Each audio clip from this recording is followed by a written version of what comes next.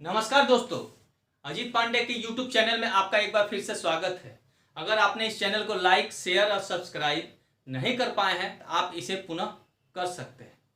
आज हम लोग घड़ी चैप्टर का भाग 3 में दर्पण तथा जल प्रतिबिंब के बारे में बात करेंगे। जैसा कि हमने आपसे पहले भी कहे हैं, मेरा हर सवाल का जवाब मात्र 3 से 30 सेकंड में होगा, ये भी वैसे ही होगा।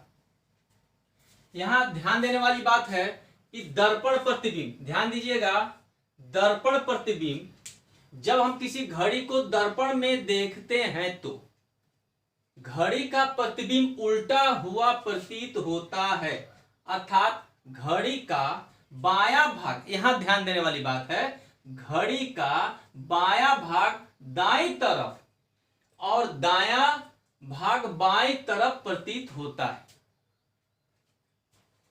अर्थात जो घड़ी का दायां भाग होगा वो बाईं तरफ, जो बायां भाग होगा वो दाईं तरफ, यानी कि एक दूसरे के अपोजिट हमको दिखाई पड़ते हैं। अगर हम घड़ी दर्पण के सामने खड़े हो जाते हैं तो अगर मेरे दाहिने हाथ में मार्कर है तो दर्पण में मुझे कहां दिखेगा? बाईं तरफ दिखेगा।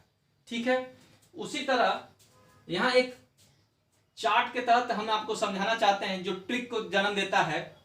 अगर घड़ी का समय में 1 से 2, 3, 4, 5, 6, 7, 8, 9, 10, 11, 12 दिया है तो दर्पण का समय क्या होगा? अगर 1 बज रहा होगा तो 11, 2 बज रहा होगा तो 10, 3 बज रहा होगा तो 9, सबको देखा गया तो सबका योग 12 होता है। यानी कि अगर हम इसको ध्यान से देखें तो यहां से लेकर यहां तक, यानी कि यहां से लेकर केवल यहां तक का योग कितना होता है? 12 होता है। यानी कि 11 1 12, 10 2 12, 9 3 12, 8 4 12, 7 5 12, 6 6 12, इस तरह 12। लेकिन 12 में 12 का करते हैं तो कितना होता है? 24 होता है। यानी कि अगर ये समय आया है तो कहीं ना कहीं हमारा उसका उपयोग होगा। इसका मतलब ये हुआ है कि अगर इन दोनों का योग 12 होगा तो नेचुरल है कि 12 में से घटा देंगे तो अगला का समय प्राप्त होगा। अगर आपका जेन्युइन समय दिया है तो 12 में से घटाएंगे तो हमारा दर्पण का समय प्राप्त होगा, और दर्पण का समय दिया है तो 12 में से घटा देंगे तो हमारा कौन सा समय प्राप्त होगा? जेन्युइन समय प्राप्त होगा। इस बात का ध्यान देना। यानी कि अगर घड़ी का समय दिया है तो दर्पण का समय प्राप्त होगा, दर्पण का समय दिया तो घड़ी का समय हमें प्राप्त होगा। हम इसे चित्र के माध्यम से भी समझ सकते हैं। ये मेरा घड़ी दिया है, ये मेरा लेफ्ट साइड और राइट साइड है, और ये मेरा left side and right side है। लेकिन अगर इसी को हम लोग दर्पण में देखते हैं तो जो मेरा लेफ्ट साइड है ये मेरा राइट साइड में प्राप्त हो जाता है। यानी कि देखिए यहां पर ध्यान दीजिएगा, 1 2 3 4 5 6 7 8 9 10 11, यानी कि जो मेरा लेफ्ट साइड है उसके किधर प्राप्त होता है? राइट साइड में, और जो मेरा राइट साइड है वो किधर प्राप्त हो जाएगा? लेफ्ट साइड में। इसके तहत अगर हम चित्र बना के इस सवाल को सॉल्व करने का प्रयत्न करेंगे तो हमारा काफी समय लगता है, और जैसा कि हमने आपसे 3 सेकंड का वादा किया तो यहां पर दिक्कतें आ सकती हैं। तो मेरे फॉर्मूला के तहत इन सवाल को सॉल्व आसानी से कर सकते हैं। जैसा कि इसने टाइम दिया, अगर किसी घड़ी में 3 बज रहा होगा तो दर्पण में उसका समय क्या होगा? 9 बजेगा। यानी कि देखिए हमारा 9 का समय हमें दिखा रहा है, ये 9 का समय आपके सामने आ गया। उसी तरह यहां पे अगर इसी सवाल को हम ध्यान से दें, या अगर किसी घड़ी में 3 बज रहा है तो हम लोग क्या करेंगे? 12 में से इसको घटा देंगे तो हमारा अगला समय प्राप्त हो जाता है। यानी कि हमारा अगला समय क्या हो जाएगा? 00 और 9 3 12, यानी कि 9 बजेगा। लेकिन ये था हमारा पूर्ण का टाइम। अगर इसी में अगर मिनट का टाइम आ जाए तो हम लोग क्या करते हैं? जैसे मान लिया जाए मेरा एक समय है 3:10, तो इसको हम लोग क्या करते हैं? इसको भी हम लोग 12 से ही घटाएंगे ना। लेकिन यहां पे एक दिक्कत है, हमने 3 सेकंड का वादा किया तो 12 में से इसको घटाएंगे, 3 के 12 में से इधर कैरी करेंगे, 12 में से इधर कैरी करेंगे तो इसको 60 लगेंगे, फिर इसको 11 लिखेंगे, हमको लिखने में समय लगेगा। तो सबसे आसान तरीका है इसको डायरेक्ट 11 60, यानी कि अगर इधर कैरी करेंगे तो 60 होता है, फिर 11 बजेगा, यानी कि 11 और 60 ऐसे हमको लिखना पड़ेगा। और सीधे इसी को हम 3 10 से घटा, इसको 11 और 60 को जो है 3 10 में घटा देंगे तो हमारा क्या हो जाएगा? यहाँ पे हो जाएगा 50, और यहाँ पर क्या हो जाएगा? 8 8 बज के 50 मिनट। लेकिन अगर किसी घड़ी में वही बात कहता है कि 12 बजे का समय दिया होगा, ये मेरा 12 बजे का समय दिया होगा, तो नेचुरल है कि 12 बजे का समय को हम लोग क्या करेंगे, 12 में से घटाएंगे, नहीं, इसको हम लोग किस में से घटाएंगे, 24 में से, क्योंकि यहाँ पर कितना दिया है, 24 में से घटाएंगे। जब 24 में से घटाएंगे तो कितना हो जाएगा, नेचुरल 12 बजेगा। देखिए 24 में से 12 घटाएंगे तो 12, अब 24 में से 12 घटाएंगे तो 12, यानी कि दर्पण होगा तो जल, दर्पण होगा तो जेन्युइन, जेन्युइन होगा तो दर्पण। इसको भी वही बात आता है कि अगर यहाँ पर टाइम 12:10 दे दे तब हम लोग क्या करेंगे, तो कुछ नहीं, बस वही बात है, यानी कि 23:60 में से इसको घटा देंगे, तो 60 में से 10 जाएगा, कितना हो जाएगा 50, और 23 में से कितना हो जाएगा 11, यानी कि 11:50, यहाँ 3 1 10, यानी कि 11:50 आपका समय प्राप्त हो जाता है। यहाँ पर शॉर्टकट तरीके की अगर हम लोग बात करें तो पूरा हमारा इस फॉर्मूले में केवल 2 ही समय हमारे सामने आता है। अगर 12 बजे का पहले का समय पूछता है, 12 बजे से पहले का समय पूछता है तो 12 या 11 60 में से घटाते हैं। अब 12 बजे के बाद का अगर समय देता है तो 24 या 23 60 में से घटाकर अगले का समय हम लोग प्राप्त कर सकते हैं। यह था हमारा दर्पण प्रतिबिंब। अगला आता है हमारा जलीय प्रतिबिंब।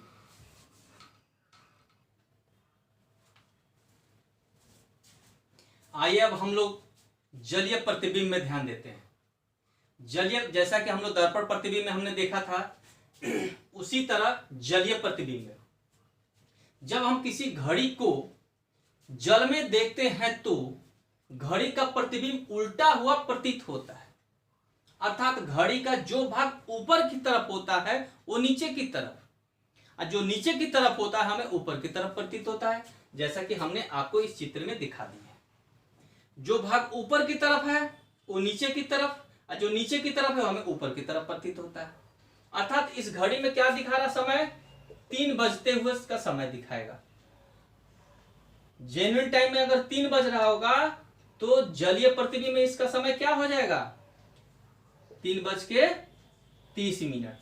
अब सवाल आता है कि कैसे हम लोग इसको निकालें। जैसा कि हमने आपसे पहले भी कर चुके हैं, इसे मात्र 3 से 30 सेकंड में हमने निकालना है। एक चार्ट के तहत हम आसानी से इसको समझ सकते हैं। देखिएगा 1 बजे से लेकर 5 बजे का समय जो होता है 6 का अंतर आता है, यानी कि इसका योग हम लोग देखते हैं, जेन्युइन और जल का समय को दोनों को योग किया जाए तो 6 होता है। 1 5 6, 2 4 6, 3 3 6, 4 2 6, यानी कि हमारा क्या हो जाएगा 6, यानी कि 5 1 6। लेकिन इसके बाद का जो समय होता है वो 18 का होता है, यानी कि 12 6 18, 11 7 18, 10 8 18, 9 9 18, 18 18, यानी कि इसका समय क्या हो जाता है 18 का हो जाता है। तो हमने एक ट्रिक अपनाया कि जब 6 जैसे अगले में हमारा जो योग होता था 12 और 24 आया था, तो हमने उसी में से घटाकर अगले का समय को प्राप्त किए थे। तो यहां पे हम लोग भी एक फॉर्मूला हमने लिखा है कि जब 6 होगा तो जो 1 बजे से लेकर 6 बजे का टाइम देगा उसको हम लोग 6 3 से घटा देंगे, और जो 6 बजे से लेकर 12:59 तक का अगर समय होगा उसको 18 उसमें से किस में से घटाएंगे, 18 30 में से घटाएंगे। तो ये हमारा जो बात है ये केवल जलीय प्रतिबिंब में ही हमारा काम करता है। जैसा कि इसमें एक समय दिया हुआ है, अगर किसी घड़ी में 3 बज रहा हो तो जल में उसका समय क्या होगा।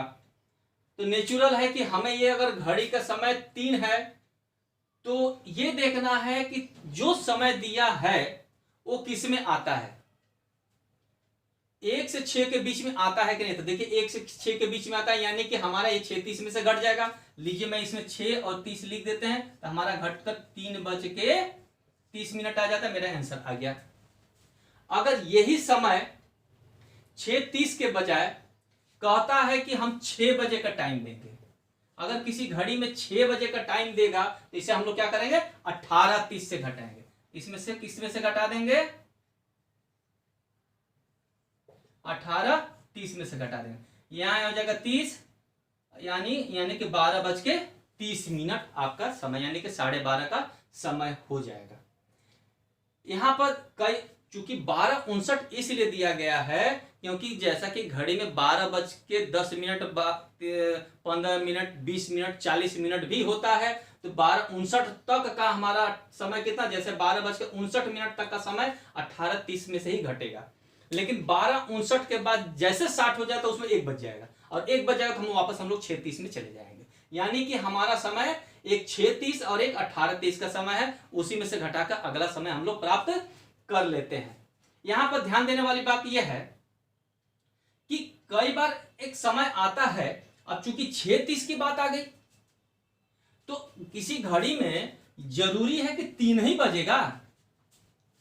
अगर किसी घड़ी में 3 ही बजेगा ऐसा जरूरी है, 3:30 भी हो सकता है, तब तो समझ में आता है कि 30 में से घटा देंगे। लेकिन 3 बज के अगर ये 40 मिनट दे देता है तब एक समय हमारे लिए सोचने वाली बात आती है। इसको हम लोग क्या करेंगे, इसको भी हम लोग 6:30 से घटाएंगे। अगर 3:40 आ जाए, यदि 3:30 हो जाएगा तो घटा देगा तो 3 आ जाता भाई, 30 में से गया। यानी कि अगर हम इसको 3:30 कर दें तो बात तो वही आ गई ना, 3:30 कर देंगे तो ये तो 0 हो गया, ये 3 हो जाएगा। जब नीचे वाला यानी कि 40 हो जाएगा तब हम क्या करेंगे, तब का समय हमको क्या करना होता है, 6:30 होगा तो 6 में से इसमें से कैरी करेंगे तो 60 हो जाएगा, और 60 में 30 जोड़ देंगे तो कितना हो जाएगा, 90। यानी कि 90 में से 40 घटाएंगे तो कितना हो जाएगा, 5, यानी कि 50, और 5 में से 3 जाएगा कितना हो जाएगा, 2:50। अगर इस तरह का अगर समय आपको देता है तो एक जैसे 30, यहां पर भी 18:30 है, यहां पर भी 6:30, अगर 30 से ऊपर का समय देता है इसको कैरी करके 30 में जोड़ देते हैं, यानी कि 90 हो जाता है, और फिर उसी के अकॉर्डिंग हम लोग क्या करते हैं, उसको घटाकर अगला समय हम लोग प्राप्त कर सकते हैं। ये मेरा 30 सेकेंड का फॉर्मूला है, इसे थोड़ा सा प्रैक्टिस कर लीजिएगा, ध्यान से आपका हो जाएगा। इसमें किसी भी तरह का अगर आपको दिक्कत आती है तो आप कमेंट्स बॉक्स में कमेंट्स कर सकते हैं। धन्यवाद।